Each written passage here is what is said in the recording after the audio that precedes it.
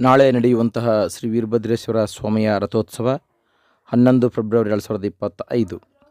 ಪ್ರತಿ ವರ್ಷದಂತೆ ಈ ವರ್ಷವೂ ಕೂಡ ಗದಗಿನ ಬಂಧುಗಳು ಮಹಾಪ್ರಸಾದದ ವ್ಯವಸ್ಥೆಯನ್ನು ನಿರಂತರವಾಗಿ 2011ರಿಂದ ಕೈಗೊಳ್ಳುತ್ತಾ ಬಂದಿದ್ದಾರೆ.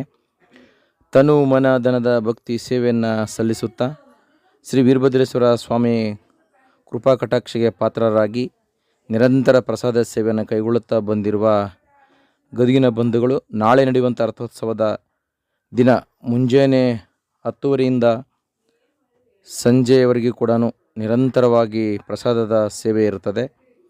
ಈ ರಥೋತ್ಸವಕ್ಕೆ ಆಗಮಿಸಿದಂಥ ರಾಜ್ಯದ ವಿವಿಧ ಭಾಗಗಳ ಭಕ್ತಾದಿಗಳು ಈ ಮಹಾ ಪ್ರಸಾದದ ಸೇವೆಯನ್ನು ಪಡೆದು ಶ್ರೀ ವೀರಭದ್ರೇಶ್ವರ ಸ್ವಾಮಿಯ ದರ್ಶನವನ್ನು ಪಡೆದು ಪುನೀತರಾಗಬೇಕೆಂದು ಈ ಮೂಲಕ ಸರ್ವ ಸದ್ಭಕ್ತಾದಿಗಳಲ್ಲಿ ಗದಗಿನ ಬಂಧುಗಳೆಲ್ಲರೂ ಕೂಡ ಭಕ್ತಿಪೂರ್ವಕ ವಿನಂತಿಯನ್ನು ಮಾಡಿಕೊಳ್ತಾ ಇದ್ದಾರೆ. ಹೀಗೆ ಶ್ರೀ ವೀರಭದ್ರೇಶ್ವರ ಸ್ವಾಮಿ ಈ ನಾಡಿನ ಮಡಿವಂತಿಕೆಯ ಮಹಾರುದ್ರ ತಾಂಡವ ಈ ಒಂದು ಜಾತ್ರಾ ಮಹೋತ್ಸವದಲ್ಲಿ ಸರ್ವರೂ ಕೂಡ ಪಾಲ್ಗೊಂಡು ತಮ್ಮದೇ ಆದಂಥ ಭಕ್ತಿ ಸೇವೆಯನ್ನು ಸಲ್ಲಿಸುತ್ತಾ ನಿರಂತರವಾಗಿ ಈ ಒಂದು ಜಾತ್ರಾ ಮಹೋತ್ಸವದ ಧಾರ್ಮಿಕ ಕಾರ್ಯಗಳು ಎಲ್ಲವೂ ಕೂಡ ಸಾಂಗೋಪಾಂಗವಾಗಿ ನಡೆಯುವುದರ ಮೂಲಕವಾಗಿ ಈ ವರ್ಷದ 2025ರ ಜಾತ್ರಾ ಮಹೋತ್ಸವ ಕೂಡ ಭಾಳ ಅದ್ಧೂರಿಯಾಗಿ ನಡೀತಾ ಇದೆ.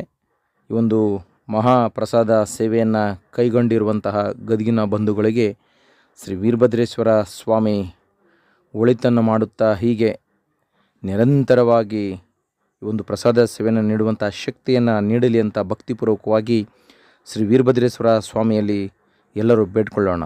ಎಲ್ಲರಿಗೂ ಕೂಡ ಒಳಿತಾಗಲಿ. ಓಂ ಶ್ರೀ ವೀರಭದ್ರೇಶ್ವರಾಯ ನಮಃ.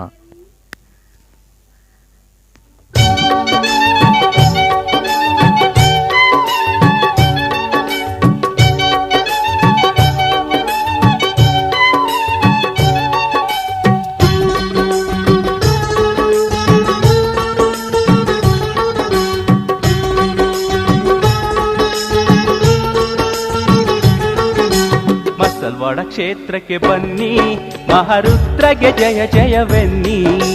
ಮಸಲ್ವಾಡ ಕ್ಷೇತ್ರಕ್ಕೆ ಬನ್ನಿ, ಮಹಾರುದ್ರಗೆ ಜಯ ಜಯವೆನ್ನಿ. ಮಡಿವಂತನ ಎಲ್ಲರೂ ಸ್ಮರಿಸಿ ಕಾಯಿ ಕರ್ಪೂರ ಸುಮಗಳ ತನ್ನಿ. ಮಡಿವಂತನ ಎಲ್ಲರೂ ಸ್ಮರಿಸಿ ಕಾಯಿ ಕರ್ಪೂರ ಸುಮಗಳ ತನ್ನಿ.